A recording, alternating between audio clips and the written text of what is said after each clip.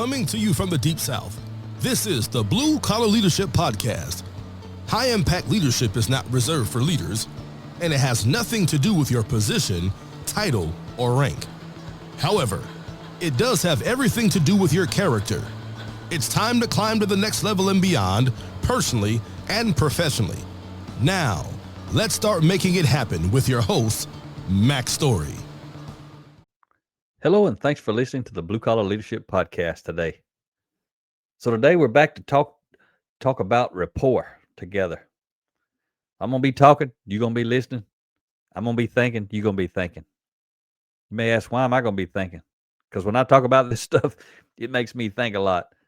Sometimes if you hear me pause, sometimes I pause a little too long in between sentences. That's because whatever I was talking about got me thinking.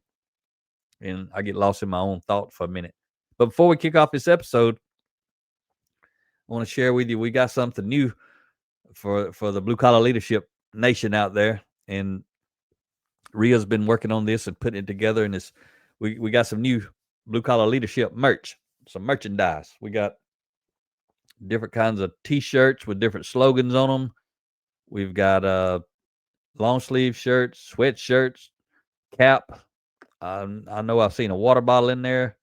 Got a really, really nice Oakley backpack with the Blue Collar Leadership logo on it. And it's all this has our new logo, which is our compass, the Blue Collar Leadership with the compass. The name of our business, if you didn't know, is actually Top Story Leadership. It's not Blue Collar Leadership, but Blue Collar Leadership is a brand within our business that I really focus on. So everybody knows me for that. And a lot of people think that's the name of our business, but actually the name of our business is Top Story Leadership.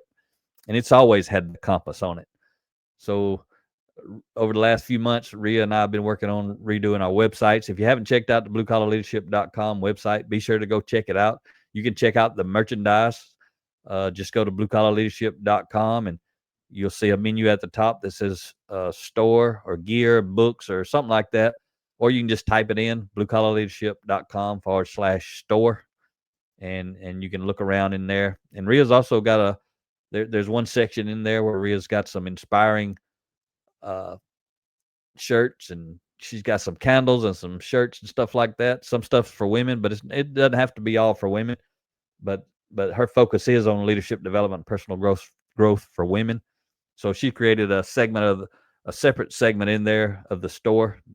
You'll see it when you go to the store. You'll see something about my books, Blue Collar Leadership books, Ria's books, all of our books, Blue Collar Leadership merch, inspiring merch for women, that sort of stuff. It's easy to figure it out once you get in there. But she's got some really cool shirts. She's starting to build out her store there and have different types of spiritual quotes, verses from the Bible, things like that means something to her.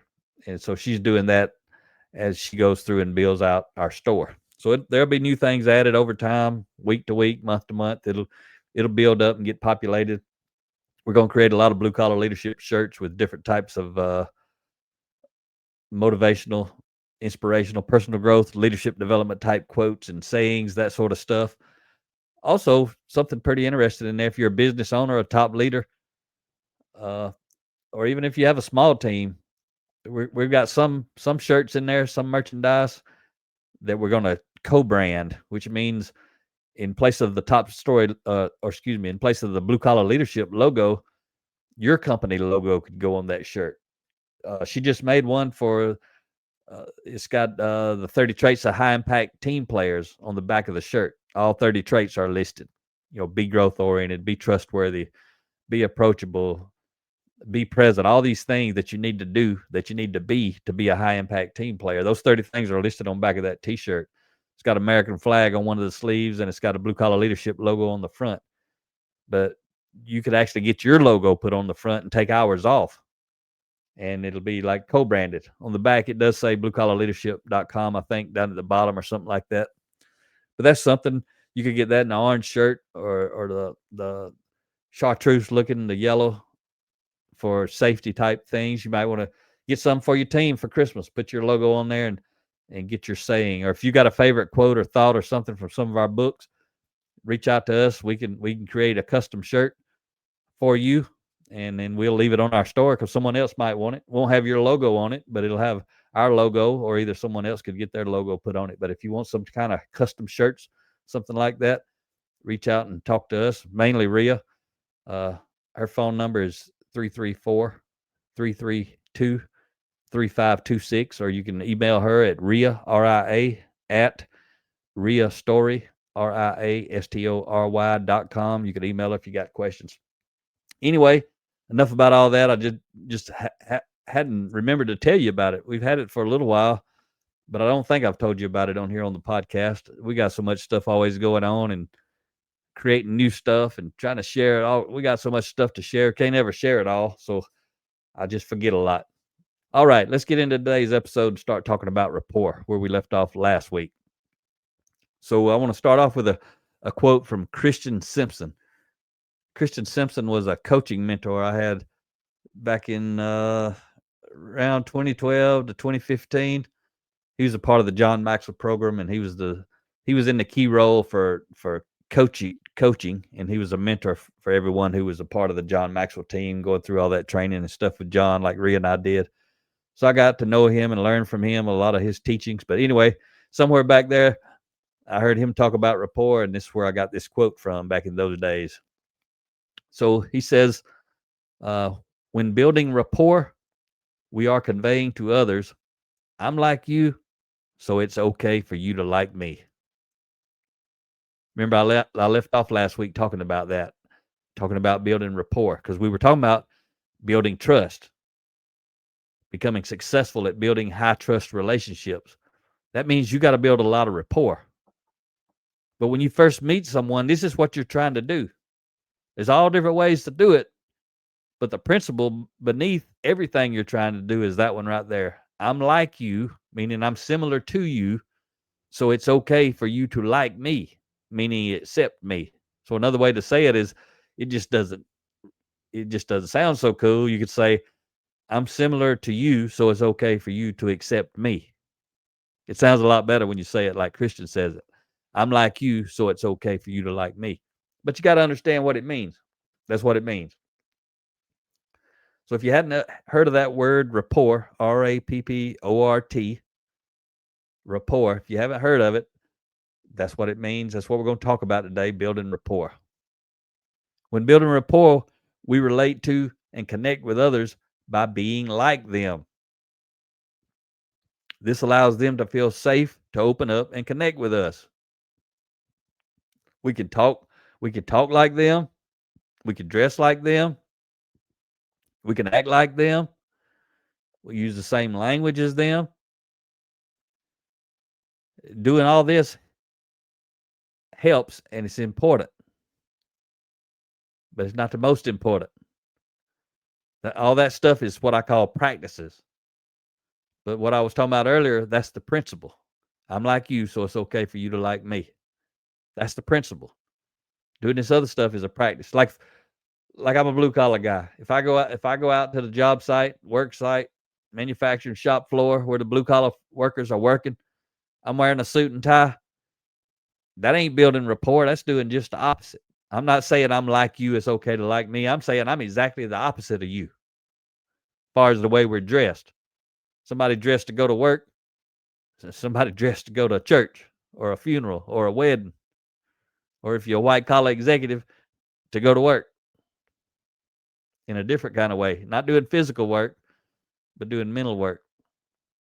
You see what I'm saying? So to build rapport, I got to be more like the people I'm trying to connect with. But these are all practices. The foundation of rapport is this right here. Sincerely caring for the other person. That's the foundation. The other person, other people, they have to believe you sincerely care for them, or you're never going to build rapport. You can't. Remember, intent is the key. I talked about that before. I said I'd talk about it a little bit more this time.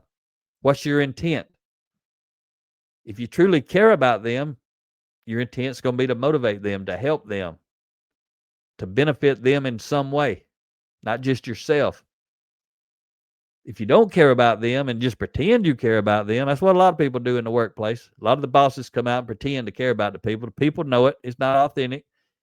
They understand their intent is to manipulate them, not to motivate them. They're only doing whatever they're doing for their own benefit. Everybody knows it. The workforce knows it. Right before I got on to make this, to record this episode, I saw a post on LinkedIn. It was awesome. The guy posted it. He said, buying, he was talking about the blue collar workforce. He said, buying the guy's coffee is awesome. Drinking it with him is even better. See, that's a lot of times I see. I've been in places where, we have a cookout at work, and usually the bosses or the leaders, they're cooking out or they're doing the one serving, that sort of stuff. And I've been in a place where they do that, and then all of them go eat together someplace else.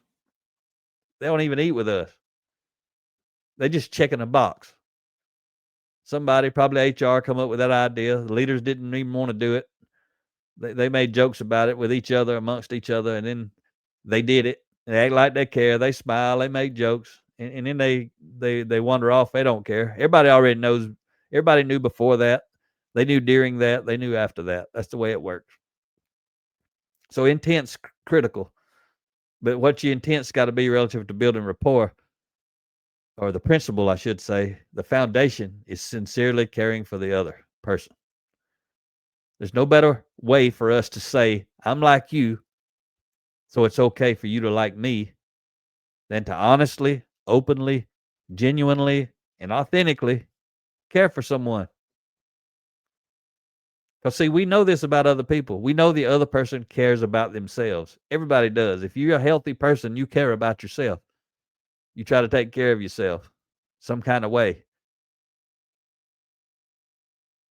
But not necessarily in a prideful, ego-driven way. You just care about yourself. That's what I'm talking about. So hopefully they genuinely care about and value themselves in a healthy manner with humility, as we all should. When others feel we care about them, they don't question our intent. If they know, like, you think about it, if you know somebody that actually cares about you, it there ain't a question in your body, in your being, in your heart, they care about you. And if you know that for a fact, you ain't questioning their intent, because they care about you. So their intent is going to be always to help you. That's the way you're going to see it. Not to hurt you, not to manipulate you. It's going to be to motivate you, meaning mutual benefit within a relationship. If someone, stop and think about this right here. If someone does not care about you, but they are trying to influence you, what's their intent? Pretty easy to figure it out. If they don't care about you, but they're trying to influence you, what's their intent? Their intent is to manipulate you. And we're not going to have a foundation to build trust. When you're being manipulated, there is no foundation to build trust. So there's going to be no trust. But when you're trying to motivate somebody, there is a foundation. But it doesn't mean there's going to be trust. It just means there is a foundation upon which we can build trust. So at the root level, I've got to understand my goal is mutual benefit. I'm going to win, you're going to win. So relative to people, once they know we care about them unconditionally, they don't care how we dress, what we look like, what we sound like, how big or small we are, how tall or short we are. People can connect deeply and quickly with people who truly care about them. Because if you know somebody who truly cares about you, you don't care about all that other stuff. All that other stuff, that's why I say all that other stuff is related to the practice of building rapport. Talking like people, sounding like they talk, talking at the same speed, with the same energy, wearing the same clothes, drinking the same beverages that they drink, hanging out the same places, all that sort of stuff. A lot of that stuff's just fake. But people connect deeply and quickly with people who truly care about them. The best connectors are people who genuinely care about all people, not some people. And it comes through almost instantly. I hope you met some of these people. I do my best to be one of these people. Hope you do too. But you feel it when you meet them. They have that it factor when it comes to building rapport, because they really do care. I love when I meet these people. You just instantly connected. And that's the reason why, because they actually care about you. You could be that person. You may have to change a lot of your character like I did. I used to not be that person. I was the opposite of that person. I didn't care about nobody but me. And that showed up in my life, especially relative to my influence. I didn't have a whole lot. But the stronger our rapport is with people, the easier it is for us to build trust into the relationship. Trust is pretty easy to understand on the surface, but it gets complicated when you start to break it down into components. So it's easy to understand in one way because you're breaking it into components. But it gets complicated because there's so many components to building trust. And if you get it wrong, these components that are intended to build trust, now you're going to start creating distrust. So it gets complicated, complex, dynamic. When we build trust, we're doing something for someone to demonstrate we value them or want to add value to them. So when we build in trust, we're doing something for someone to demonstrate we value them as people, or we want to add value to them as people. Somehow we want to help them. We make them feel good. We make their life easier. We show them that we care, not just tell them. And we help them. And we can feel when trust has been or is being built. You know it. When you meet somebody, you know if you're building trust or if you're creating distrust. They know it too. But those people who are trying to manipulate us, they just start working their game. You've seen it. That's why we know it and they know it. We know we don't trust them. They know we don't trust them. But those people with lower character, when they start feeling somebody distrust them, they shift into a higher and faster manipulating mode. Start trying to play their game. Building trust may be something as small as giving someone a pat on the back at the right time, for the right reason, in the right way. Building trust may be something as small as calling someone by name. When you meet someone, do you use their name? Do you even ask their name? Ask it, then use it. When you see them next time, do you remember it? What about building trust may be something as small as showing gratitude, simply saying thank you or smiling. Some people so mad at the world, they don't even smile. They walk around with that tough look, that mean look. That's what I used to have. My eyebrows was always pressed down. I wasn't smiling. My demeanor, I was trying to do my best to tell everybody to stay away from me, because that's who I was back then. I didn't want to talk to people. I didn't want to build relationships. I want to be left alone. Completely different than I am today. That's why I know you can change. I know you can get better. I know you can grow and develop your influence. But I also know you got to be intentional to do it. But you're listening. That's half the battle right there, is being willing to learn. Or instead of gratitude and smiling, it could be as large. Instead of being small, it could be as large as buying someone a new car, buying them a home, or sending them on an all-expense paid vacation. That's some big stuff right there. You may do small things that can matter more than the big things. And there's a lot of things way bigger than that, way out of my price range, that people do for each other. But doing nice things for people helps build rapport. If it's sincere and it's based on a foundation that you actually care about these people. You're not doing those things, no matter how small or how big, to manipulate them into doing something you want them to do. It also could be listening when they need someone to talk to. It could be believing in them when they don't believe in themselves.